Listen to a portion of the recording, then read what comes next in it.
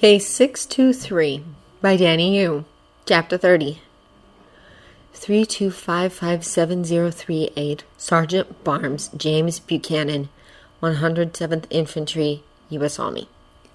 Sir, Jarvis said, I have decrypted 78% of active personnel files and am attempting to contact all agents I can find, but 2 in 7 field agents are on deep cover missions. I have no ability to contact them, and we do not command the personnel necessary for an extraction, let alone hundreds. Tony gritted his teeth. Have you got a hold of Birdbrain? He asks. Yes, sir, Jarvis said. Agent Barton reports that he is fine in a safe off-the-files locations. He is working on his end to contact off-mission agents and agents' families and coordinate relocations to nearby embassies, police stations, and military bases. I believe he and Agent Hill are working together on that. Tony nodded, took a deep breath, and tried not to clench his hand too hard in Mickey's fur. What the hell had Romanov been thinking? What the actual fuck could have made her think it was okay to put thousands of people, civilian spouses and children included, in danger just to flush out what was likely just a fraction who'd gone bad? Tony couldn't help but wonder if she'd been thinking at all. He had to admit that he might not have either if he hadn't had Jamie and seen firsthand how a parent's dangerous job could put a child at risk. Contact Rhodey, he said. Try to coordinate extractions with the military if they aren't already on it. Yes, sir, Jarvis said, and then, far more hesitantly, Sir, 2 listed agents were just shot down in Queens. Paramedics have declared them dead on the scene. Tony swallowed, resisted the urge to punch something. Names, he asked. Mary and Richard Parker, Jarvis answered. One dependent currently in police custody, a son, Peter, age 13. Fuck, Tony breathed. Do whatever magic you can, make sure he's taken care of. He swallowed, sucked in a sharp breath. Call Jamie. Yes, sir, Jarvis said. The fact that he didn't do his smart-ass move of playing a dial tone reminded Tony all over again of just how serious this situation was, as if he needed any reminders. Daddy! Jamie was saying then, voice ringing out so clear and soothing in the cabin, Tony felt like he could breathe freely again.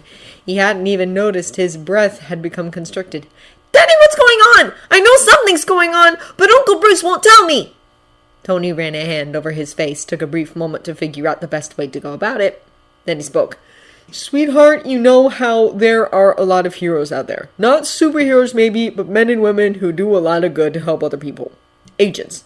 Yes, Jamie said slowly, clearly uncertain where this was going.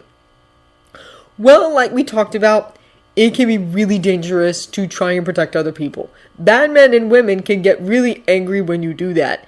And right now, some idiot just told all those bad men and women where all those heroes are, what they're doing, who they're married to, whether they have children.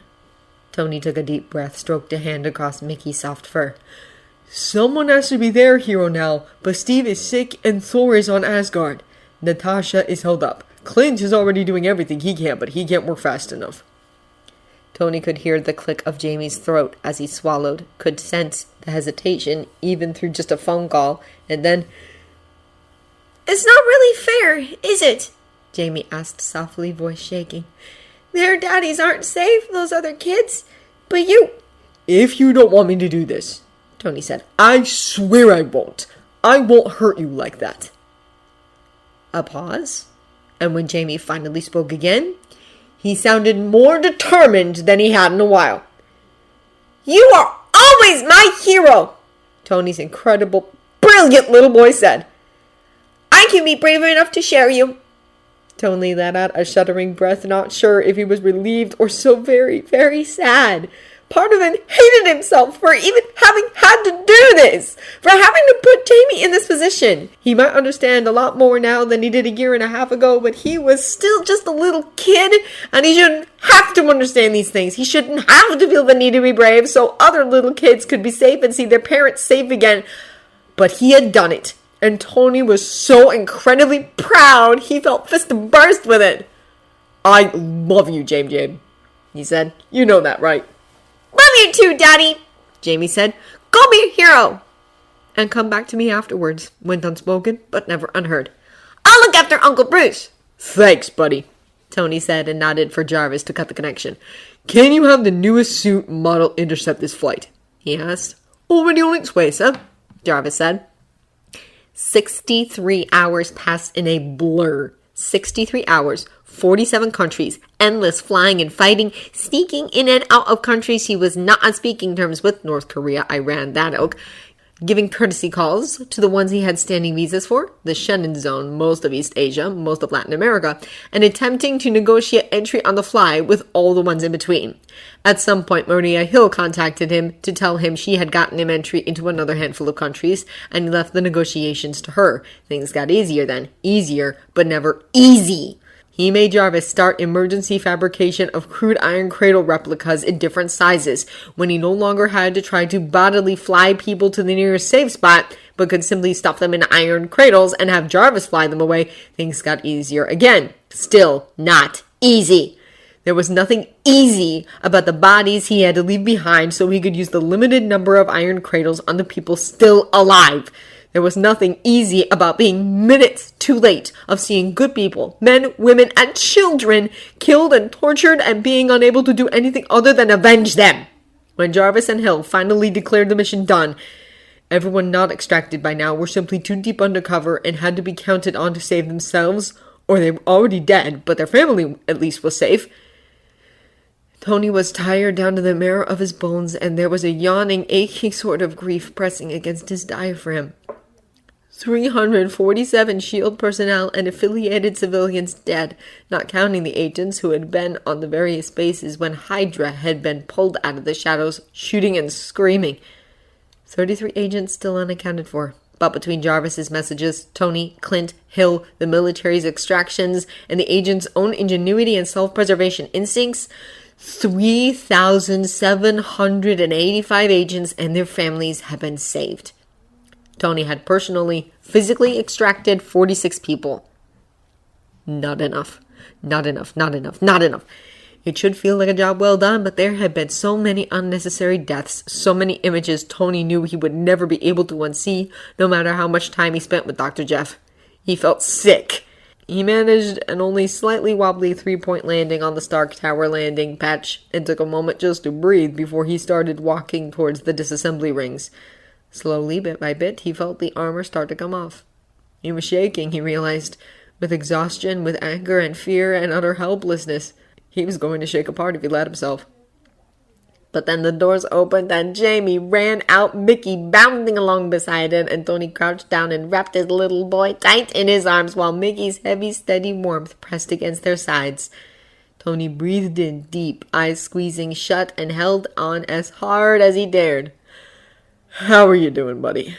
he finally asked once he thought he'd be able to control his own voice. "I'm all right," Jamie said. "I didn't sleep too good, but Uncle Bruce and Mickey were right there. Maria's scared, though. She says they took her and moved her. She was in a plane for a long time, and now she's in a castle somewhere. She doesn't know what's going on." Tony clenched down on the sudden anger that roared in him, squeezed until it winked out of existence. Still he wanted so badly for Jamie to just once let go of that fantasy, that crutch, and come right out and say what he actually thought, what he actually felt. Tony was too damn tired to deal with metaphors about towers and castles and transitions and confusion. He breathed out, let go of the frustration, and just kept holding on to Jamie for as long as the kid would let him. "You're hired," Tony said, walking around the reception desk at the ground level of Stark Tower, glancing down at the unsolicited job application on the desk and the no doubt very creative resume peeking out from behind it. He looked up, met Hill's blue eyes straight on. "You should have come straight to Pepper Army, though," he added. "There'll be too much that's redacted or strange or unverifiable in your resume to get it through the regular channels. We tightened the net a bit after the whole Natalishma Rushmanov deal." Hill simply raised an eyebrow before reaching down and picking her papers back up off the desk. "You're not going to ask why I applied?" she asked. "Perhaps I make too many assumptions," Tony said, leading the way towards the elevators. As much as he didn't particularly like his company office, it was still better than having the world's strangest job interview in the middle of the lobby. "Tell me if I'm making the wrong one, though. You just saw your life's work crumble around you, but you still have the same goals. You want to make the world a better, safer place, but S.H.I.E.L.D. was compromised, so how can you be sure the federal bureaus will be too? What about Interpol? So they're out. And whatever else you may think and feel about me, you know I'm not Hydra, and that I want a lot of the same things you do." He flashed her a smile. And then there are your own assumptions. That I'm going to pick up as much of the S.H.I.E.L.D. personnel as I reasonably can. Not the spies and assassins who only know how to be spies and assassins. I have no need for those. I can't justify hiring them, except a select few with bodyguarding experience. But the people with legal, medical, or scientific backgrounds, definitely. Even the ones with military background can be useful in the relief and disaster fund we're going to need now that S.H.I.E.L.D. is gone. The ones used to bureaucracy, with international experience and political contacts and allies all over the world, those I'm definitely poaching. After serious background checks and psych evals, of course. I don't want to hydra parasite on my very own. He glanced out through the glass walls of the elevator, taking in the view of New York City, safe and sound, despite the fact that Tony couldn't help but feel like the world had shifted. Hill probably felt that same way, only more deeply. You want to keep an eye on them. Both to make sure they do all right, and, like me, to make sure they're clean. Your assumptions are correct. How are mine? Right on the money, Dr. Stark, Hill replied. I also assume you will be financing the Avengers for the foreseeable future. Tony groaned. I may have to make them stew for a bit, he said. Make Rogers and Romanov think about their actions like actual adults, or the next death by WikiLeaks they instigate will be SI employees, and I am not alright with that. But yeah, eventually, he grinned. As I said, though, you're hired. At least I already know we can work together even if you don't like me. She blinked, then shrugged. Over the past week or so, I've had to reevaluate a lot of my beliefs, Dr. Stark, she finally said. Is that why you're suddenly calling me about my actual title, when S.H.I.E.L.D. has always been adamant on downgrading me? He asked. If we're going to continue working together, Hill said, I want to get used to seeing your assets rather than your likely mostly exaggerated defects. Tony grinned. I'm sure there are still tapes online. You're going to have to work harder if you want to see the assets in person. Consider me flattered, though. The elevator stopped, door sliding to the sides. Hill stepped through, and Tony pointed to the lift. Pepper's on the left. Since we're going to have to create a whole new position for you, you should talk to her. I'm only head of research and development these days, remember. He gave a quick wave and let Jarvis take him the rest of the way to the penthouse. Tell me I didn't just make a mistake, honey, he said. Well, Jarvis said, the odds are... Don't tell me the odds, Tony said. I wouldn't dream of it, Captain Solo. Don't tell me the odds, Tony said. I can calculate them quicker than you can say the bucket of bolts. I'll have the Empire Strikes Back ready to play when you reach the entertainment room. Sir, Jarvis said. Good, Tony agreed. Let's kick back for a couple of hours. We've earned that, right? As you wish, sir. Stop trying to influence my movie stars, Jarvis.